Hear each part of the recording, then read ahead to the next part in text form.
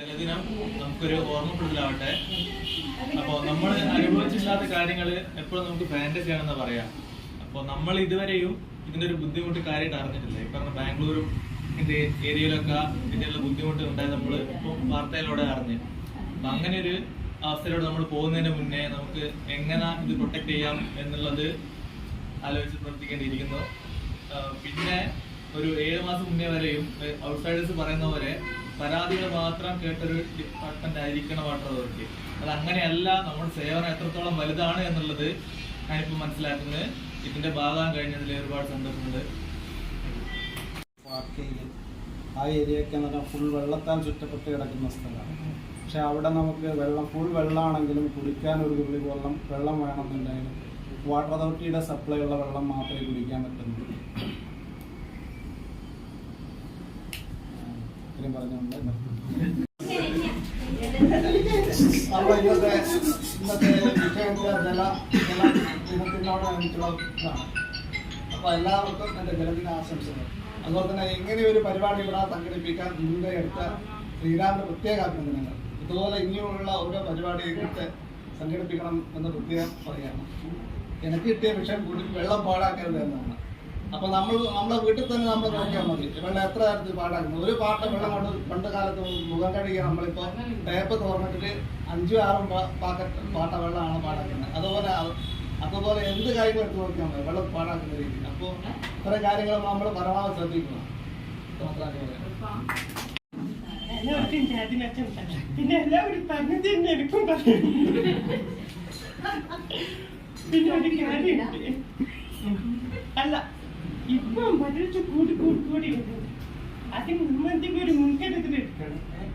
പിന്നെ അല്ല നമുക്ക് മുന്നോട്ടേക്ക് ജീവിക്കണ്ടേ. അപ്പൊ എനിക്ക് ഒരു കുടിവെള്ളം ഇല്ലാതെ നമ്മളെങ്ങനെ ജീവിക്കണേ. പിന്നെ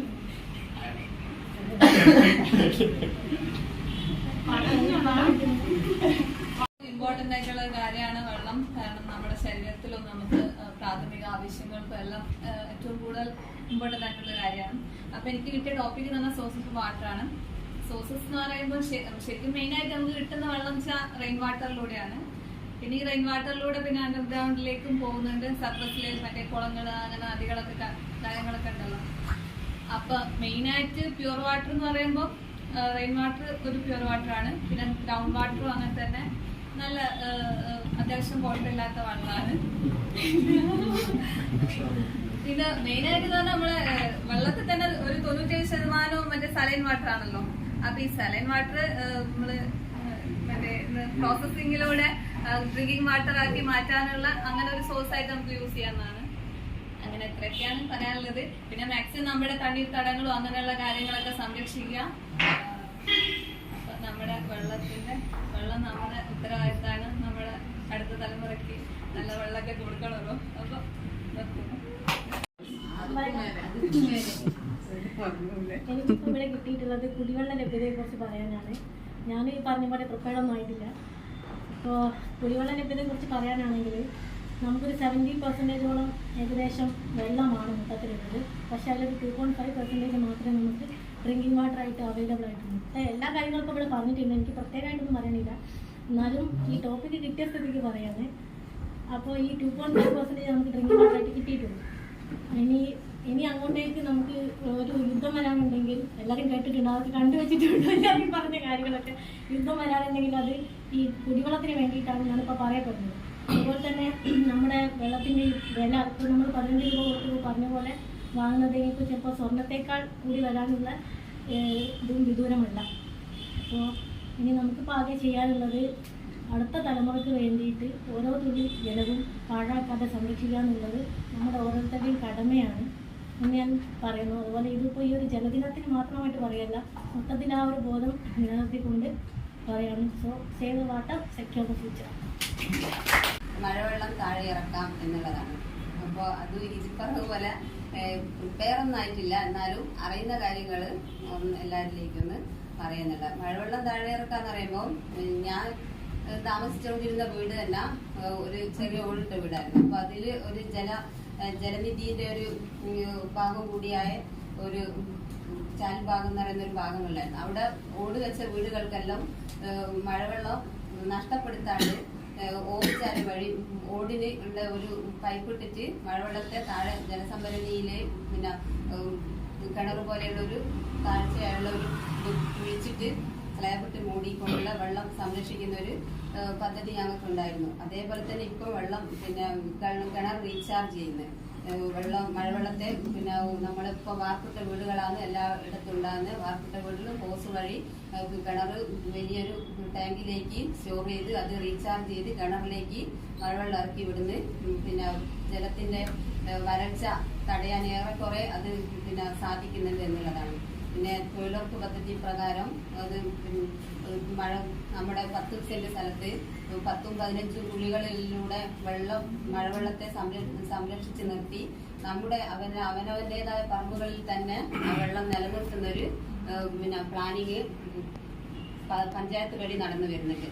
അങ്ങനെ വെള്ളത്തിന്റെ ഒരുപാട് വഴികൾ ഇപ്പം വെള്ളം നിറഞ്ഞ റിസോർട്ടുകൾ പിന്നെ പുഴകള് മറ്റ് കാര്യങ്ങളിലെല്ലാം കണ്ടൽക്കാടും അതൊക്കെ വെച്ച് വെട്ടി മാറ്റി റിസോർട്ടുകളൊക്കെ സംരക്ഷിക്കേണ്ട ഭാഗമായിട്ട് പുഴകളൊക്കെ മലിനീകരിക്കപ്പെടുകയും അതൊക്കെ വറ്റി വരൾച്ചയിലേക്ക് പോകുന്ന അവസ്ഥയാണ് ഉണ്ടാകുന്നത്. വെള്ളം എത്രത്തോളം നമ്മൾ സംരക്ഷിച്ച് നിർത്തുന്നോ അത്രത്തോളം മാത്രമേ നമുക്ക് ഭാവിയിലേക്ക് ഗുണം ചെയ്യൂ.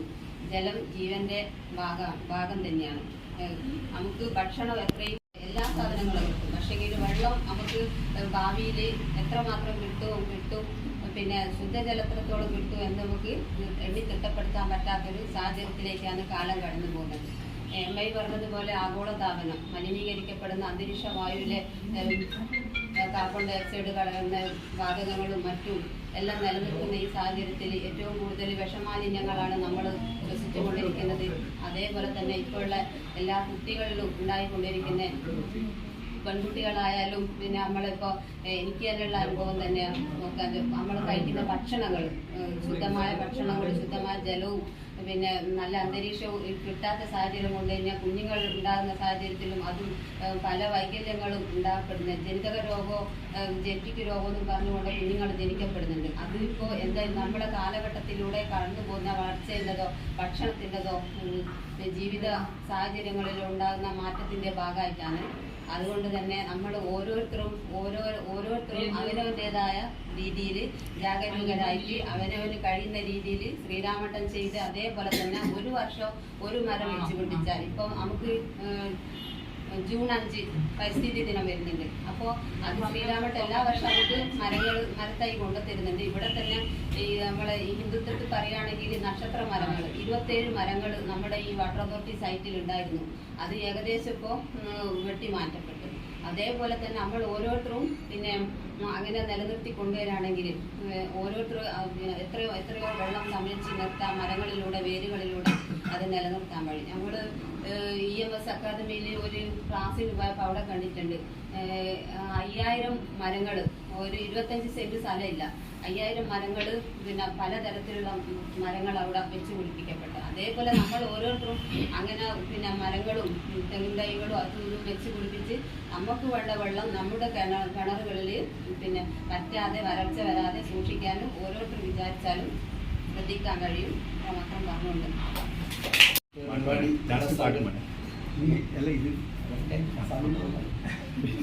പരിപാടി ഇവിടെ സംഘടിപ്പിച്ച് ശ്രീരാമട്ടന് എൻ്റെ പ്രത്യേക അറിയിക്കുകയാണ്. കാരണം ഇവിടെ വന്ന ശേഷം പറയുന്നത് ആദ്യമായിട്ടാണ് ഈ ഒരു രീതിയിൽ സെക്ഷൻ്റെ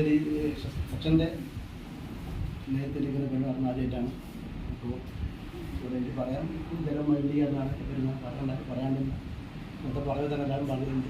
കുറച്ച് കാര്യങ്ങളൊക്കെ നമ്മുടെ അജിത്ത് പറഞ്ഞിട്ടുണ്ട്. കൃത്യമായിട്ട് അളവും കാര്യമൊക്കെ അജിത്ത് പറഞ്ഞിട്ടുണ്ട്. വെള്ളത്തിന്റെ അളവും വെള്ളമുണ്ടെന്നുള്ളത് അതിന്റെ മുന്നിലെ വെള്ളത്തിന്റെ അളവും ഞാനൊന്നും പറഞ്ഞ ആവശ്യമില്ല. അപ്പൊ നമ്മൾ മുമ്പെല്ലാം കളിക്കുന്ന സമയത്തൊക്കെ പാടത്ത് നല്ല പറമ്പെല്ലാം കളിക്കുന്നവർക്ക് ഒരു കിണറുണ്ടെങ്കിൽ നമുക്ക് ആ കിണർ വലിയ ശരി അതിന് പച്ചവെള്ളം കുടിച്ചിട്ട് നമ്മൾ വൈകുന്നേരം കളിച്ചു പോയ സമയത്തുണ്ട്. ഇപ്പോൾ നമുക്ക് അതിനൊരു മനസ്സറിഞ്ഞുകൊണ്ട് ഒരു ഗ്ലാസ് പച്ചവെള്ളം കുടിക്കാൻ പറ്റാത്ത അവസ്ഥയാണ് നമുക്ക് ഇന്നുള്ളത്. കാരണം ജലം ഭൂമിയിലുള്ള ജലം മൊത്തം മലിനമായിക്കൊണ്ടിരിക്കുന്ന അവസ്ഥയുണ്ട്. അത് ഏതൊരു പരിപാടി നടത്തണമെങ്കിൽ ഇപ്പം നമ്മൾ ടെസ്റ്റ് ചെയ്ത് മാത്രം പരിപാടി നടത്തണം. ആ നിലയിലേക്ക് നമ്മൾ മാറിക്കൊണ്ടിരിക്കുക.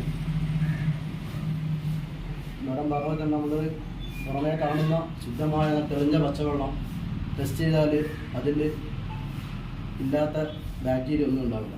നമ്മൾ കുടിക്കാൻ പറ്റാത്ത അത്ര രീതിയിലേക്ക് മാലിന്യങ്ങൾ വന്നു ചേർന്നിട്ട് എല്ലാം മലിനമായി കൊണ്ടുവരുന്ന അവസ്ഥ തന്നെയാണ്. കാരണം പ്രധാനപ്പെട്ട കാരണം ജനസംഖ്യാ വർദ്ധനവും നമ്മുടെ ജീവിത ചുറ്റുപാടിലുള്ള മാറ്റവും ഒക്കെ ഇതിന് കാരണം തന്നെയാണ്.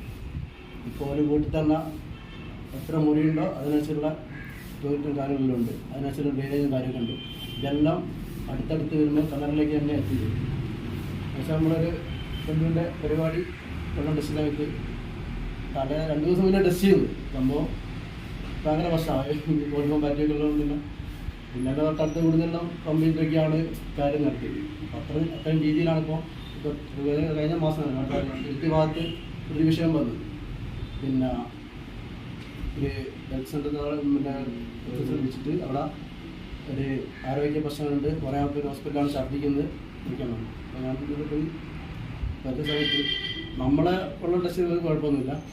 പക്ഷേ ആ ഭാഗത്ത് എവിടെയോ ലീക്കോ എന്തോ ആയിട്ട് ആ പറഞ്ഞ തന്നെ ഈ വെള്ളത്തെ ചുറ്റപ്പെട്ട പ്രദേശങ്ങളാണ് തിരുത്തി നമ്മുടെ ബീച്ച് ഏരിയ ഒക്കെ അവിടെയൊക്കെ കംപ്ലീറ്റ് ഇഷ്ടംപോലെ വെള്ളം ഉണ്ടെങ്കിലും നമ്മുടെ വെള്ളത്തിനെ മാത്രം ആശ്രയിച്ച് കഴിയുന്ന ആളുകളാണ് അവർ. നമ്മൾ അവിടെ എത്തിക്കഴിഞ്ഞാൽ ശരിക്കും അറിയാം നമ്മുടെ വെള്ളത്തിൻ്റെ ആവശ്യം അവർക്കും. അവർ കണ്ടുള്ള ഫുൾ പച്ച നിറം കാണുന്ന വെള്ളം അവിടെയൊക്കെ ഉള്ളത്. അപ്പോൾ ആ രീതിയിൽ അപ്പോൾ അവിടെ എന്തോ പരിപാടി നടന്നു, കല്യാണ പരിപാടി നടന്നു, അവിടെ നിന്ന് എന്തോ ഒരു ഇൻഫെക്ഷൻ വന്നിട്ടാണ് ഈ വെള്ളത്തിലെന്തോ പറഞ്ഞിട്ടാണ് പ്രശ്നം ഉണ്ടായത്. അപ്പോൾ അത്ര രീതിയിലേക്ക് നമ്മുടെ കാര്യങ്ങളൊക്കെ മാറിക്കൊണ്ട് ഞാൻ വർക്ക് ചെയ്ത സീവറേജിൽ വർക്ക് ചെയ്യാതെ തിരുവനന്തപുരം തിരുവനന്തപുരത്തെ അവസ്ഥ പ്രതീക്ഷ അറിയാം. അവിടെ വർക്ക് ചെയ്തോണ്ടല്ലോ. കാരണം ഒരു സീവറേജിൽ നമുക്ക് ടാങ്കിൽ വരുന്ന വെള്ളം ഈ പിന്നെ വീട്ടിലെ ടോയ്ലറ്റുള്ള മാലിന്യമൊക്കെ എത്തിപ്പെടുന്നത് ട്രെയിൻ പമ്പ് ചെയ്തിട്ട് അവിടുന്ന് മുട്ടത്തെ പ്ലാന്റിൽ ഫിൽറ്റർ ചെയ്തിട്ട് ഒഴിവാക്കാന്ന് പറഞ്ഞു.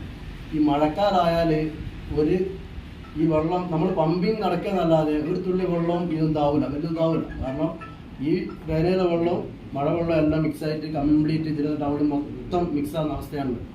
അപ്പോൾ അതുപോലെ തന്നെയാണ് എറണാകുളമൊക്കെ ഉള്ളത്. ഇത് നമ്മുടെ സിറ്റി മാത്രമല്ല, അത് നമ്മുടെ ഈ നാടിലേക്കും വന്നുകൊണ്ടിരിക്കുന്ന അവസ്ഥയാണ് ഉള്ളത്. കാരണം മഴവെള്ളം ഈ ഡ്രെയിനേജ് എല്ലാം മിക്സായിട്ട് കംപ്ലീറ്റ് നമ്മൾ ഈ ഒരു വല്ലാത്തൊരവസ്ഥയിലേക്കാണ് പോയിക്കൊണ്ടിരിക്കുന്നത്. ഇത് നമ്മളൊരു തമാശ രൂപം എടുത്തിരുന്നു. ഇതൊരു പരിപാടി ഇതിൻ്റെ പ്രാധാന്യം വളരെ വലുതാണ്.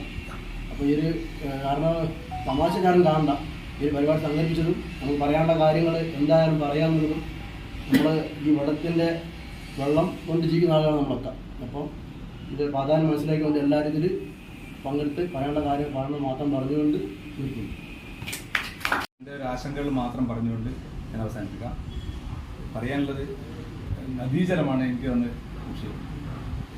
ഇത് പറയുമ്പോൾ നദീജലത്തെ കുറിച്ച് പറയുമ്പോൾ നമുക്ക് അറിയാം, കേരളത്തിൽ 44ഓളം നദികളും പുഴകളും അതേപോലെ അരുവികളും തോടുകളും പിന്നെ അതേപോലെ കുളങ്ങളും തടാകങ്ങളും ഇത്രയും അധികമുള്ള ഒരു കേരളത്തിൽ നമുക്കെന്തേ ഇത്ര കുഴപ്പം പറ്റി, എന്തുകൊണ്ട് നമ്മളിങ്ങനെ ഈ വെള്ളത്തിന് ആശങ്ക സ്ഥിതി വന്നു എന്നുള്ളത് നമ്മൾ ആലോചിക്കേണ്ടതാണ്.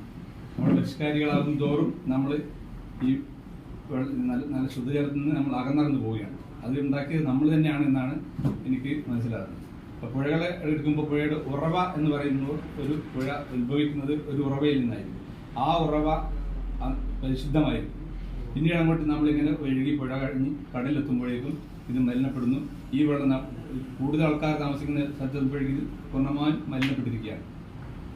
ഇതെങ്ങനെ, ഇതിൻ്റെ കാരണം എന്താണെന്ന് നമുക്ക് വേണം നോക്കാം. ജസ്റ്റ് പറഞ്ഞാൽ പലപ്പോഴും ഒന്ന് പ്ലാസ്റ്റിക് മാലിന്യങ്ങൾ നമ്മൾ തുടർച്ചയായിട്ട് നമ്മൾ ആരും കണ്ടില്ലെങ്കിൽ നമ്മൾ മലയാളികൾ എന്തും വലിച്ചെറിയും എന്നുള്ളത് തന്നെയാണ്. ആരും കാണുന്നതിൽ ഒരു പ്രശ്നമില്ല. അതുകൊണ്ട് ഈ നമ്മൾ തൊട്ട് വീടിനടുത്ത് ചേർന്നുള്ള തോട്ടിലേക്കോ നമ്മളിത് പ്ലാസ്റ്റിക് വലിച്ചെറിയും, അത് അടുത്ത പുഴയിലെത്തും. അങ്ങനെ എല്ലാവരുടെയും എത്തി ഇതൊരു മലിനമാകുന്ന ഒരു അവസ്ഥ നമ്മൾ കാണുന്നത്. പിന്നെ ജൈവ മാലിന്യങ്ങൾ, അറവ് മാലിന്യങ്ങൾ, ഇതൊക്കെ പുഴകളിലൂടെ ഒഴുകും, പുഴ മലിനമാക്കപ്പെടുകയാണ്. ഇതിന് പ്രതീക്ഷ എന്ന് പറയുന്നത് എനിക്കത് മാഡം പറഞ്ഞ പോലെ ഇപ്പോഴത്തെ നമ്മുടെ ഹരിത കർമ്മസേനയില്ലേ, അത് ഒരു പരിധി വരെ നല്ല രീതിയിൽ ഉപകാരമാണെന്ന്. കാരണം എൻ്റെ വീട്ടിൽ വന്നപ്പോൾ എല്ലാ മാസം ഇവർ 50 രൂപ വാങ്ങും. നമുക്ക് പ്ലാസ്റ്റിക് അത്രയും ഉണ്ടാവും. അപ്പോൾ ഞാൻ തന്നെ ആദ്യം ആലോചിച്ചു എന്തിനാ ഇവരിങ്ങനെ 50 രൂപ വാങ്ങുന്നത്, എൻ്റെ ആവശ്യമില്ലായിരുന്നു. പക്ഷെ ഇപ്പം എനിക്ക് മനസ്സിലായി നമ്മൾ 50 രൂപ കൊടുക്കുന്ന ഒരു കുറവുമില്ല. കാരണം ഈ വെറുതെ കൊടുക്കുമ്പോൾ ഒരു കവറിലിട്ട് നമ്മൾ ചെറുത് കൊടുക്കുമ്പോൾ നമ്മൾ എന്തായാലും ഇവർക്ക് പണിയുണ്ടല്ലോ, നമ്മൾ അവിടെ നിന്നൊക്കെ പെറുകിയിട്ട് പരമാവധി കുത്തി നിറച്ചിട്ട് ഇവർ കൊടുത്ത് എന്തായാലും 50 കൊടുക്കുന്നുണ്ട്. ഇവർ കൊണ്ടുപോയി കിട്ടുന്നത്. അതുകൊണ്ട് ഇപ്പൊ ഒരുപാട് എല്ലാ ആൾക്കാരും ചെയ്യുന്നുണ്ട്. അവിടെയൊക്കെ പ്ലാസ്റ്റിക് ആണ്, ഇതൊക്കെ ഇവർക്ക് ഈ സഞ്ചിയിലേക്ക് കയറുന്ന ഒരു സ്വഭാവം മലയാളികൾക്ക് വന്നു തുടങ്ങി. കാരണം എന്തായാലും പൈസ കൊടുക്കണം. അപ്പൊ പൈസ വാങ്ങുന്നത് നിർബന്ധമായിരിക്കണം, ഒന്നുമില്ലെങ്കിലും പൈസ വാങ്ങണം. അപ്പൊ എന്തായാലും ആൾക്കാർ, അപ്പൊ അതൊരു പരിധി വരുമ്പോൾ എനിക്ക് നമ്മുടെ നാട്ടിലെ പുഴകളിലൊക്കെ ഈ വഞ്ചി എന്താ പുഴയില്ല, അതിന് നമുക്ക് ഇങ്ങനെ പറ്റി പിടിച്ച് കിടക്കുന്നുണ്ട്. ഈ നമ്മുടെ കേരി പേരുകളൊക്കെ അതിലൊക്കെ ഇപ്പോൾ നല്ല രീതിയിൽ കുറഞ്ഞിട്ടുണ്ട്. കാരണം അവിടുന്ന് ഈ മലേന്റെ മുകളിലൊക്കെ ഈ ഹരിതകർമ്മ സേനകൾ പോകുന്നുണ്ട്. അപ്പോൾ നല്ലൊരു പദ്ധതി തന്നെയാണ്. അതുപോലെ വെള്ളത്തിന്റെ ഈ വെള്ളാക്ക് നമ്മൾ വിചാരിച്ച മാത്രമേ അറിയൂ, നമ്മളെ മനസ്സുകൊണ്ട് നമ്മളെ കുട്ടികൾ മേഡം പറഞ്ഞ പോലെ ചെറുപ്പത്തിലെ ശീലിച്ചു വന്നാൽ നമ്മളെ വെള്ളം നമുക്ക് നന്നായിട്ട് കേരളം പോലത്തെ സംസ്ഥാനത്ത് ഒരിക്കലും ഒരു പ്രശ്നം സാധ്യതയില്ല. പക്ഷെ അത് നമ്മളെ കുഴപ്പം കൊണ്ട് തന്നെയാണ്. പിന്നെ പറയാനുള്ളത്, പിന്നെ എനിക്ക് തോന്നിയ ഒന്ന് രണ്ട് കാര്യങ്ങൾ കൂടി പറയാം. നമ്മുടെ പുഴകളിൽ എൻ്റെ ചെറുപ്പക്കാലം മുതലേ ഒരുപാട് കയങ്ങൾ ഞാൻ കണ്ടിട്ടുണ്ട്. കാരണം നമുക്ക് കുട്ടിക്കാലത്ത് പോകാൻ പോലും പേടി. കാരണം അടിയിലേക്ക് വെള്ളത്തിന്റെ നീല നിറം കാണുമ്പോൾ പേടിയാകുന്ന പുഴകളൊക്കെ ഇപ്പം ഉരുളൻ കല്ലുകൾ വെളിച്ചത്ത് കാണും, ഇപ്പം തന്നെ കാണാം. ഇത് എന്തുകൊണ്ട് ഇങ്ങനെ സംഭവിച്ചു? എവിടെയാണ് നമുക്ക് കുഴപ്പമുണ്ടായത്? അപ്പോൾ ഞാൻ മനസ്സിലാക്കുന്നത് ഈ കാര്യങ്ങളൊക്കെ ഒരു ഉരുൾപൊട്ടൽ അല്ലെങ്കിൽ പല മണ്ണ് വന്ന് നികന്ന് പോവുകയാണ് ചെയ്തത്. പിന്നെ അതൊക്കെ മൂടിപ്പോയി. അപ്പോൾ നമ്മുടെ അധികാരികൾ, നമ്മുടെ പഠനം നടത്തുന്ന ആൾക്കാരൊക്കെ ഈ പുഴയിൽ നിന്ന് മണൽ വരാൻ സമ്മതിക്കുക. കാരണം തീരെ വെടിയെന്ന് പറഞ്ഞു. പക്ഷേ ഈ മണൽ വാരയിൽ അത്തരം കുഴികൾ ഉണ്ടാവില്ല, ഈ കയങ്ങൾ ഉണ്ടാവില്ല. ഈ കയങ്ങളിൽ ജലം സംഭരിക്കപ്പെടുകയില്ല. പിന്നെ ഇവരെന്തിനാണ് ഈ മണൽ വാരുന്നത് തടസ്സപ്പെടുത്തുന്നത് എനിക്കിപ്പോൾ മനസ്സിലായിട്ടില്ല. അതേ കേസിൽ നമ്മുടെ നാട്ടിൽ ഒരു പുഴയ്ക്ക് ഒരു ബണ്ട് നിർമ്മിക്കും. ഒരു ബണ്ട് നിർമ്മിച്ചു കഴിഞ്ഞാൽ സ്വാഭാവികമായിട്ടും ആ ബണ്ട് ഒരു 1-2 കൊല്ലം കഴിയുമ്പോൾ ബണ്ട് നിറഞ്ഞ് അവിടെ ആ കഴിവും പോകും. യഥാർത്ഥം ചെയ്യേണ്ടത് ഇതുപോലത്തെ സ്ഥലങ്ങളിൽ മണ്ണ് മാന്തിയെടുക്കല്ലേ വേണ്ടത്, കയങ്ങൾ ഉണ്ടാക്കുകയല്ലേ വേണ്ടത്. ഈ കയങ്ങളാണ് ശരിക്കും പറഞ്ഞാൽ നമ്മുടെ ഭൂമിയിലേക്കുള്ള ശ്വാസകോശം എന്ന് പറയുന്നത്. അവിടെയാണ് വെള്ളം കെട്ടിക്കിടക്കുന്നത്. ആ വെള്ളമാണ് പിന്നീട് നമുക്ക് താഴോട്ടൊക്കെ ഈ പറഞ്ഞ ഭൂഗർഭജലത്തിനൊക്കെ ഒരു കാരണതാണ്. പക്ഷേ അതിനെപ്പറ്റി ആരും പഠനം നടത്തുന്നില്ല. പകരം ചെയ്യുന്നത് വെള്ളം നിർമ്മിച്ച് വെള്ളം തടിയുകയാണ്. അതെല്ലാം എൻ്റെ അഭിപ്രായത്തിൽ ചെയ്യേണ്ടത് പിന്നെ കുഴിയാക്കുകയാണ് വേണ്ടത്. കൊല്ലത്തിലെങ്കിലും ഒരു കുഴിയെങ്കിലും ആക്കുകയില്ലെങ്കിലും വെള്ളം, കാരണം ഇപ്പം ഫോറസ്റ്റിലോട്ട് നമ്മൾ നോക്കിയാൽ അറിയാം, ഫോറസ്റ്റിൽ ഒരുപാട് വെള്ളക്കെട്ടുകളൊക്കെ ഉണ്ടായിരുന്നു. ഇപ്പം ഫോറസ്റ്റിൽ നിന്ന് വെള്ളക്കെട്ടുകളില്ല. കാരണം ഇതൊക്കെ ഒരു ഉരുൾപൊട്ടൽ വന്ന് നകന്നു പോയി. അവിടെയൊക്കെ നമ്മൾ എന്തെങ്കിലും ചെയ്യുമ്പോൾ ആ വെള്ളം അവിടെ സംഭരിക്കപ്പെടും. പറമ്പുകളിൽ നമ്മൾ കളയില്ല. ഇതൊക്കെ ഇല്ലാത്തതുകൊണ്ട് തന്നെ വെള്ളം നേരെ ഒഴുകി പുഴയിലേക്ക് പോകുന്നു, നേരെ കടലിലേക്ക് പോകുന്നു. ഇത്ര മാത്രമേ നടക്കുന്നുള്ളൂ. അതുകൊണ്ട് അങ്ങനത്തെ ഒരു പഠനങ്ങൾ കൂടി നമ്മൾ നടത്തണം എന്ന് മാത്രം പറഞ്ഞുകൊണ്ട് ഈ പരിപാടി ഏർപ്പാടാക്കിയ നമ്മളെ ശ്രീരാമേട്ടനെ പ്രത്യേക അഭിനന്ദനം അറിയിക്കുന്നു. എനിക്ക് കിട്ടിയ വിഷയം ജലക്ഷാമം. ജലക്ഷാമം എന്ന് പറഞ്ഞാൽ നമുക്ക് ഇനിയിപ്പം ഓരോ കൊല്ലം കൂടുന്നവരും കൂടിക്കൂടി വരിക. കാരണം വേറെ ഒന്നുമില്ല, നമ്മളെ ശാസ്ത്രം നല്ലോണം വികസിച്ചു. പക്ഷെ നമ്മൾ മണ്ണുമായിട്ടുള്ളൊരു ബന്ധം കുറഞ്ഞു വന്നു. അതെന്ന് വെച്ചാൽ നമ്മളെ പണ്ടത്തെ ആൾക്കാരൊക്കെ കൃഷിയുമായി ബന്ധപ്പെട്ട് മണ്ണിനെ അതായത് സമയത്ത് മെയിൻറ്റെയിൻ ചെയ്തു. അതായത് പറമ്പൊക്കെ നല്ലോണം കിളച്ച് മഴവെള്ളം മണ്ണിൻ്റെ അടിയിലേക്ക് പോകുന്ന തരത്തിലുള്ള ഒരു രീതി ഉണ്ടായിരുന്നു നമുക്ക്. നമ്മളിപ്പോൾ എല്ലാവരും അതിൽ നിന്നൊക്കെ മാറി മറ്റ് ജോലികൾ തേടിപ്പോയ കാരണം ഭൂഗർഭജലത്തിൻ്റെ അളവ് താണുകൊണ്ടിരിക്കുന്നത്. അതുകൊണ്ടാണ് നമുക്ക് ജലക്ഷാമം വരാനുള്ള ഒരു ചെറിയൊരു കാരണം എന്നാണ് തോന്നുന്നു. പോരായിട്ട് നമ്മളിപ്പോൾ ബാംഗ്ലൂരൊക്കെ ഇപ്പോൾ വാഹനം കഴുകാനൊന്നും പാടില്ല, നിലം തുടക്കാൻ പാടില്ല, അങ്ങനെ എന്തൊക്കെ ഒരു ഇത് വന്നിട്ടുണ്ട്. കാരണം അവിടെ ജലക്ഷാമം അത് രൂക്ഷമാണ്. അതുപോലെ നമ്മുടെ നാട്ടിൽ നമ്മളിനിയിപ്പോൾ ദിവസം 2 നേരം കുളിക്കുന്ന ഇനിയിപ്പോൾ ആഴ്ചക്ക് ഒരിക്കൽ കുളിക്കുന്ന രീതിയിൽ പോകുന്ന എനിക്ക് തോന്നുന്നത്. അപ്പോൾ നമ്മളെല്ലാവരും പ്രകൃതിയായിട്ട് കൂടുതൽ ഇണങ്ങിയിട്ട് ജീവിക്കണം എന്നാണ് എനിക്ക് പറയാനുള്ളത്. പ്രകൃതിയെ നമ്മൾ സംരക്ഷിക്കുക. ഭൂഗർഭജലത്തിനെ പരമാവധി നമ്മൾ മഴവെള്ളത്തെ പരമാവധി നമ്മൾ ഭൂമിയിലേക്ക് ഇറക്കി വിടാനുള്ള ഇത് ചെയ്യുക. പിന്നെ അതുപോലെ ഈ മഴവെള്ള സംഭരണം ഈ 150 എംസ്ക്വയറിന് മുകളിൽ ഏരിയയുള്ള വീടുകൾക്ക് മഴവെള്ള സംഭരണി ആവശ്യമാണെന്ന് പറഞ്ഞ് ഓരോ നമ്മളെ സർക്കാരിൻ്റെ റൂളുണ്ട്. പക്ഷേ എത്രത്തോളം വീടുകളിൽ അത് ഉപയോഗിക്കുന്നുണ്ട് എന്നുള്ളതൊന്നും അറിയില്ല. കാരണം ഓരോരുത്തരെ ഇത് പ്ലാന് പാസ്സാകാൻ വേണ്ടി നമ്പർ കിട്ടാൻ വേണ്ടി കാട്ടിക്കുട്ടി ഒപ്പിക്കുക എന്നല്ലാതെ അതൊക്കെ കർശനമാക്കി നടത്തിയാൽ നമുക്ക് കൂടുതൽ എന്താ പറയുക ഭാവിയിൽ നമ്മുടെ അടുത്ത തലമുറകൾക്ക് വേണ്ടി വെള്ളം എന്താ പറയുക ഒരു ക്ഷാമം ഇല്ലാതാക്കാനുള്ള ഒരു ചെറിയൊരു വഴിയായിരിക്കും പ്രതീക്ഷിക്കുന്നു. എല്ലാവർക്കും ും ജലാശയം അതിമലിനമായൊരു ഭൂമിയും മലിനമായൊരു ജലാശയം അതിമലിനമായൊരു ഭൂമിയും ഇനി വരുന്നൊരു തലമുറയ്ക്ക് ഇവിടെ വാസം സാധ്യമോ ഇവിടെ വാസം സാധ്യമോ അമലുദിക്കാൻ തപസിലാണ് ഇവിടെ ഓരോ മലകളും ദാഹനീരിനു മാവുനീട്ടി വരഞ്ഞു പുഴകൾ സർവ്വവും കാറ്റുപോലും കീഴ്പ്പടക്കി കാത്തുനിൽക്കും നാളുകൾ ഇവിടെയൊന്നും പിറവിയെന്നാൽ വിത്തുകൾ തന്മന്ത്രണം ഇനി വരുന്നൊരു തലമുറയ്ക്ക് ഇവിടെ വാസം സാധ്യമോ ഇവിടെ വാസം സാധ്യമോ വാർത്തകളിലേക്ക് സുഖങ്ങളെല്ലാം കവരുമോ ഉത്തരിച്ചു കവഞ്ഞുവോ ഭൂമി തങ്ങളുടെ നന്മകൾ നനവു തീയും മനസ്സുണർന്ന മണ്ണിലിനിയും ജീവിതം ഇനി നമുക്കീ മണ്ണിൽ വേണ്ടെന്നൊരു മനസ്സായി ചൊല്ലിടാം ഇനി വരുന്നൊരു തലമുറയ്ക്ക് ഇവിടെ വാസം സാധ്യമോ ഇവിടെ വാസം സാധ്യമോ വാട്ടർ ഫോർ പീസ് 1993 മുതൽ 1972 മുതൽ പരിസ്ഥിതി ദിനമായി ആഘോഷിക്കുന്നത് പോലെ തന്നെ 92 റിയോ ഡി ജനീറോയിൽ നടന്ന യോഗത്തിൻ്റെ ഫലമായി 93 മുതൽ 22 മാർച്ച് 22 ദേശീയ ജലദിനമായി ആഘോഷിക്കുന്നു. ഓരോ ജലദിനത്തിലും ഓരോ സന്ദേശം മുന്നോട്ട് വയ്ക്കുന്നുണ്ട്. ഇത്തവണത്തെ സന്ദേശം വാട്ടർ ഫോർ പീസ് എന്നതാണ്. വളരെ പ്രാധാന്യം അറിയിക്കുന്ന, എനിക്ക് തോന്നുന്നത് നമ്മൾ സ്വയം ഒന്ന് ചിന്തിച്ചു നോക്കിക്കഴിഞ്ഞാൽ ആ പാട്ടിലെ വരികൾ തന്നെ ഇനി വരുന്ന തലമുറയ്ക്ക്, നമ്മുടെ മക്കൾക്ക്, നമ്മുടെ കുട്ടികളെ കാര്യം നമ്മളൊന്ന് ആലോചിച്ച് നോക്കിക്കഴിഞ്ഞാൽ നമ്മൾ തീർച്ചയായിട്ടും എനിക്ക് തോന്നുന്നു ആകുലരാകും. നമ്മുടെ മക്കളോ അടുത്ത 2050 പറയുന്നത് അതായത് ക്യൂബിക് കിലോമീറ്ററിന് ഈ ആഗോള ഈ ജല ലഭ്യതയുടെ അളവ് 756 വരെ ആകാൻ സാധ്യതയുണ്ട് എന്നാണ് പറയുന്നത്. അത് ശരാശരി ഏറ്റവും കുറഞ്ഞത് 1000 ക്യൂബിക് മീറ്ററെങ്കിലും ഉണ്ടാവണം. 1951 അത് 3000 ചെല്ലാനായിരുന്നു. പിന്നീടത് ഈ അടുത്ത 91 കണക്ക് പ്രകാരം അത് 1350 2050 ആകുമ്പോഴേക്കും ഇതിൻ്റെ, അതായത് ക്യൂബിക് കിലോമീറ്ററിനുള്ള ശുദ്ധജല ലഭ്യതയുടെ അളവ് 750 എത്തും എന്ന് പറഞ്ഞാൽ ഉറപ്പാണ്. എൻ്റെയൊക്കെ അല്ലെങ്കിൽ നിങ്ങളുടെയൊക്കെ മക്കള് വെള്ളത്തിന് വേണ്ടി വിലപിക്കും എന്ന കാര്യത്തിൽ ഒരു സംശയവുമില്ല.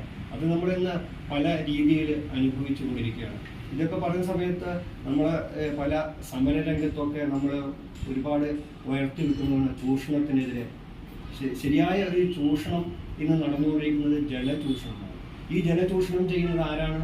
ആഗോള ഭീകരന്മാരാണ്, വൻകിട കുത്തക വ്യവസായികളാണ്, കോർപ്പറേറ്റുകളാണ് ഈ ചൂഷണം പരമാവധി ചെയ്തുകൊണ്ട് എല്ലാവർക്കും, അതായത് അസന്തുലിതമായ പരിസ്ഥിതി, പ്രകൃതി മാത്രമല്ല ഇവിടെ അസന്തുലിതമായിരിക്കുന്നത്.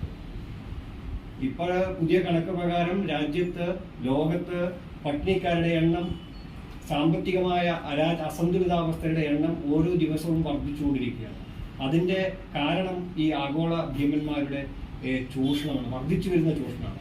ഈ വളരെ പരിമിതമായ ഈ വെള്ളം ഏറ്റവും കൂടുതലായിട്ട് ഉപയോഗിക്കുന്നത് 22% വ്യാവസായിക ആവശ്യങ്ങൾക്ക് വേണ്ടിയിട്ടാണ്. നമുക്കറിയാം, നമ്മളെല്ലാം നമ്മുടെ ടൗൺ, നമ്മുടെ ചെറിയ ഒരു ഗ്രാമം നഗരമാകാൻ ആഗ്രഹിക്കുന്നതാണ്.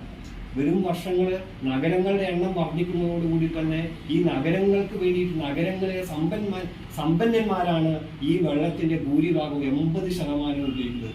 ഈ പാവങ്ങളായിട്ടുള്ള ഒരു വിഭാഗം, ചുരുങ്ങിയ അല്ലെങ്കിൽ വലിയ അളവിലുള്ള പാവങ്ങൾ, ഈ സമ്പന്നന്മാരുടെ അളവ് ടാറ്റയും അംബാനിയും പോലെയുള്ള ആൾക്കാർ 1, 2 അല്ലെങ്കിൽ 10, 25 അവരാണ് ഈ ജലം എന്ന് മാത്രമല്ല നമ്മുടെ പരിമിതമായ എല്ലാവർക്കും അവകാശപ്പെട്ട ഈ സമ്പത്ത് ചൂഷണം ചെയ്തുകൊണ്ടിരിക്കുന്നത് ഒരു കാലഘട്ടം. 80% കുടിവെള്ളത്തിൽ 80% ഉപയോഗിക്കുന്നതും കാർഷിക ആവശ്യങ്ങൾക്ക് വേണ്ടിയിട്ടാണ്. ഈ കാർഷിക ആവശ്യങ്ങൾക്ക് വേണ്ടിയിട്ടും വ്യാവസായിക ആവശ്യങ്ങൾക്കും വേണ്ടി ഉപയോഗിക്കുന്ന വെള്ളം അതിനുശേഷം അത് ജലത്തെ അതിന്റെ ബൈ പ്രൊഡക്റ്റ് ആയിട്ട് വെള്ളത്തെ വീണ്ടും മലിനമാക്കുക കൂടി ചെയ്യുന്നു. ചൂഷണം ചെയ്യുക മാത്രമല്ല അവർ ചെയ്യുന്നത്, അതിന്റെ ഒരു ഇരട്ടി വിപത്ത് കൂടി ഉണ്ടാക്കുന്നു. ഈ വ്യവസായികളും ഈ വൻകിട കൃഷിക്കാരും ഈ ജലവിഭവത്തെ പരിമിതമായ എല്ലാവരും ഒരുപോലെ ഉപയോഗിക്കേണ്ട ഈ വെള്ളത്തെ ഉപയോഗിച്ചുകൊണ്ട് അതിനെ മലിനമാക്കിയിട്ട് വീണ്ടും പുഴകളിലേക്ക് തള്ളിവിടുകയാണ്. വളരെ പരിതാപകരമായ ഒരവസ്ഥയാണ്. പല കണക്കുകൾ പരിശോധിച്ചു കഴിഞ്ഞാൽ ഇന്ത്യയില്, രാജസ്ഥാനില്, മഹാരാഷ്ട്രയില്, അങ്ങനെ പല സംസ്ഥാനങ്ങളിലും ആഴ്ചയിൽ 3 ദിവസമോ അല്ലെങ്കിൽ 2 ദിവസമോ അല്ലെങ്കിൽ 6 ദിവസമൊക്കെയാണ് അവർക്ക് കുടിവെള്ളം കിട്ടുന്നത്. രാജസ്ഥാനിൽ ഇപ്പൊ അടുത്ത കാലത്ത് നമ്മൾ കണ്ടിട്ടുണ്ട്, ടാങ്കർ ലോഡ് ട്രെയിനിൽ ടാങ്കറിലാണ് വെള്ളം കൊണ്ടുവരുന്നത്.